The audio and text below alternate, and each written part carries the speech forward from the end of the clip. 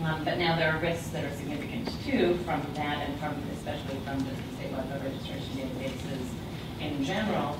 And if, and really primarily if, the new database technology is not used properly.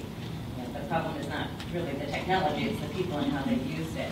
And I want to talk about a few of the major civil rights issues that have arisen in that area when databases are used improperly, either to prevent ineligible voters from getting on the voter rolls, they won't be able to vote, or removing eligible voters from getting on the voter rolls improperly, or removing them improperly from the voter rolls.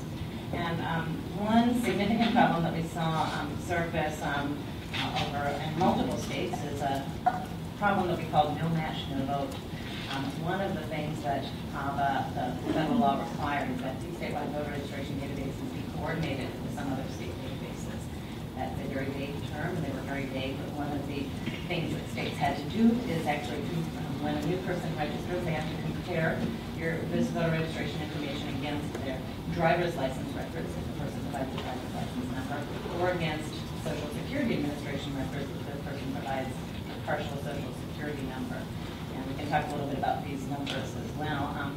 And what a lot of states were doing, and have been threatening to do periodically, even when they're not doing it, is if they didn't find an exact match between the name of the person who registered and the record on one of these other lists, they declined to register the person. And that, as it turns out, that disqualified about 20% of eligible voters because of typos or minor discrepancies between lists. It might be James on one list or Jim on another list, or there might be some other minor difference in how the lists are kept, how the address fields are kept. And that had a dramatic impact, especially on, and it turned out had a much disproportionate impact on certain groups of voters, especially voters with foreign family names, Latino voters, or Asian American voters, or Russian voters whose names have more typos in them on the voter rolls, or voters who move more frequently, and so low-income voters. So this had a dramatic impact. And we see the same problem on the reverse end with purges of the voter rolls, where people are being removed from the voter rolls because they're inappropriately comparing lists and assuming, not understanding what the technology means, assuming that the two people share a name, for example, and birthday, that they're the same person, and removing one of them from the voter rolls, when in fact basic statistics teaches that it's far more likely that they are different people than the same people in as big as a state. And we've seen real scandals involving purge lists. The most famous ones were in Florida in 2000 and 2004, where there were really poor comparisons done of lists of people with past criminal convictions to try to remove supposedly ineligible voters, that ended up dramatically, disproportionately disenfranchising African-American voters, really unfairly and very inaccurate. And the problem is more acute now when this list matching is used to pursue people for criminal activity. And this is something that we're seeing more of right now. Voter fraud is a crime. There's been a big push in the state legislatures this session to try to tighten up the rules on voting and to impose new restrictions on voting and to try to demonstrate that there's a serious problem of voter fraud in those states when in fact the evidence is to the contrary.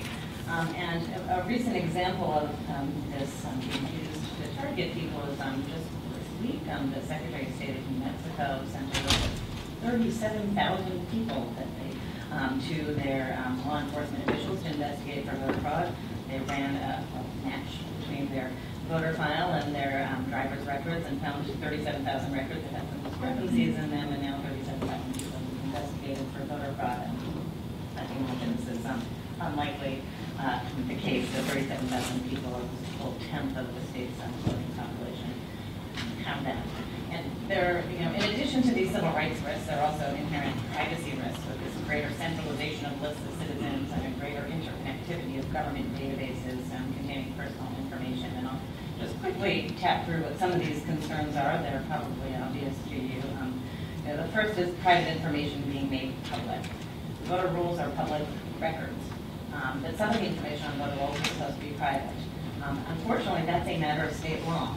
And so every state has different rules as to what information on the voter rolls is supposed to be made private, and different procedures in place for keeping that information private. But now, voter rolls also contain a fair amount sensitive information, what agency you registered to vote with, your signature. In a few states, in certain states that are exempt from the Privacy Act, they have your full social security number. Most states now have your driver's license number, or if you don't have one, the last four digits of your social security number. If this information is made public, it could be a significant security risk. Again, this is prohibited in pretty much every state, most of the private information, but it varies from state to state, and there have been gaps. There was a famous example of Georgia earlier in the decade, which actually does maintain full social security numbers, inadvertently giving the entire voter file to an out-of-country commercial vendor. And so that is one of the serious risks. And that's exacerbated for certain groups of people whose information is actually not supposed to be public at all, like domestic violence victims or law enforcement personnel whose names and addresses are also supposed to be kept private. That could be a dramatic personal security risk. Another area where there's a big privacy risk here is the greater interconnectivity between the government databases could mean if there aren't sufficient safeguards in place that government officials have access to more information about you than they're entitled to, and can use that information for purposes to which they're not entitled to. For an obvious example, elected officials, well, they should be getting your name and address and desire to register to vote from DMVs or public assistance agencies. They should not be getting your traffic violation history. They should not be getting your food stamp history. That is something that should be built into the systems and into the adequate safeguards. But there are concerns that if states don't do this well, that there might be too much access to information. And on the reverse, there's serious concerns with either law enforcement or immigration officials having access to information that they're not supposed to have access to. And so that's a broader privacy concern, is that information being used for purposes to which it is intended. And it's a lot easier right now when the information is more easily available, large-scale lists of citizens, and it's in a form that can be easily manipulated and compared for people to actually seek to use it for purposes for which it's not intended. Like, one example would be for immigration officials to try to determine who is not a citizen based on who is not on the voter rolls or who declines to register. Again, this is not a permissible use of voter rolls right now, but there is a risk that that could happen. And the solutions are fairly well known and agreed upon. There should be strong prohibitions against the disclosure of a lot of this information, and it should be backed by strong penalties as well. And there should also be some strong procedural protections in place, and that's where states are not doing it as well. And things like requiring them to develop and publish and enforce privacy and security policies with user authorizations and use limitations, and making sure that the systems are built so that only that in fact certain information cannot be transmitted. These are things that we really need to monitor right now to make sure that these new computers, which actually on balance have dramatic civil rights benefits and do improve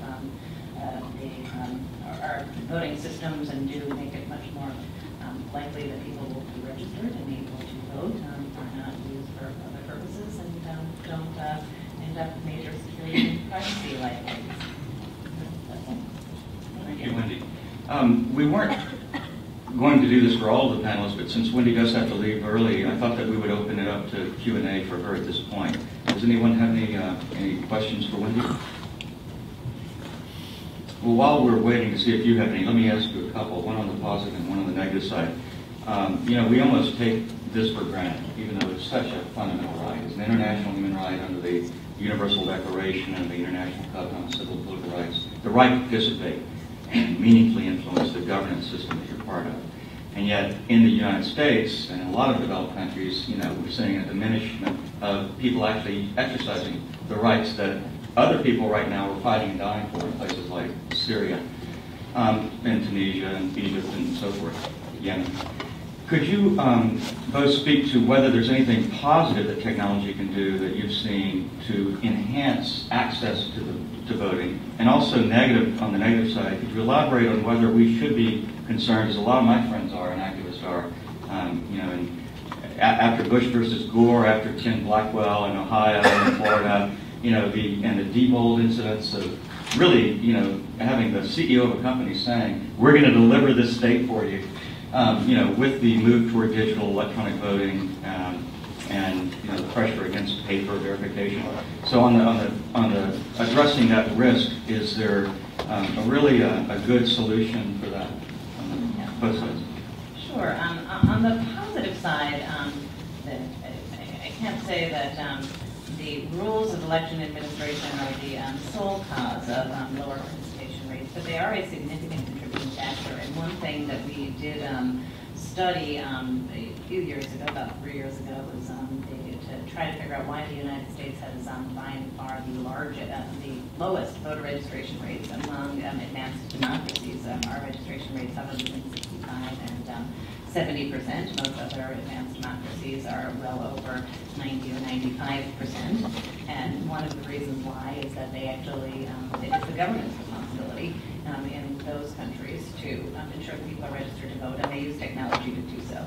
And that has, and we do find that as people become registered to vote, and as they get on the list and then into the system, and therefore the targets of outreach, there is an increase in participation. If people are, it's very hard to mobilize people if you don't know where they are and you can't reach them and they're not on the list. And so that direct outreach really does mobilize people. So actually increasing registration rates is a significant factor that technology does. And in addition to some of the ways I talked about with this automated voter registrations, there have been a lot of movement towards making voter registration available online. We have about 13 states now that do that, at least for some portion of their population, and people can also correct their information online.